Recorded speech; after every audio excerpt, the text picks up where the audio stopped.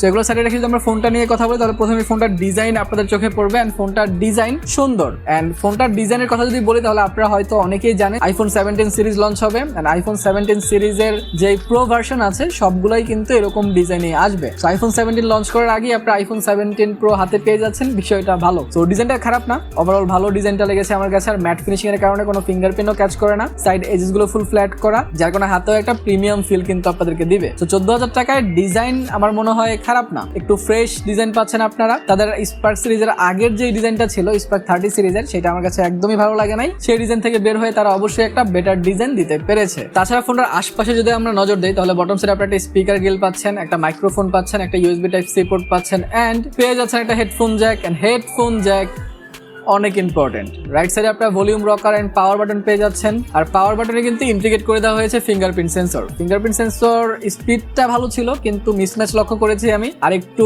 Better যদি optimise তারা করেন, মিসম্যাচটা কম হয়, তাহলে ফিঙ্গারপ্রিন্ট নিয়েও আমার কোনো কমপ্লেন থাকবে না। লেফট সাইডে আপনারা একটা কমপ্লিট সিম ট্রে পাচ্ছেন, যেখানে সিম কার্ডের পাশাপাশি একটা মেমোরি কার্ড ইউজ করতে পারবেন। আর টপ সাইডে আপনারা পেয়ে যাচ্ছেন সেকেন্ডারি স্পিকার, তার মানে এখানে স্টেরিও স্পিকার দেওয়া হয়েছে। আর স্টেরিও স্পিকার যেহেতু দেওয়া হয়েছে সো সাউন্ড কোয়ালিটিটা ভালো পাচ্ছেন। সেক্ষেত্রে আমি একটা সাউন্ড ডেমো দিচ্ছি, আপনারা শোনেন এন্ড ডিসাইড করেন যে এটার সাউন্ড কোয়ালিটি আপনার কাছে কেমন লেগেছে।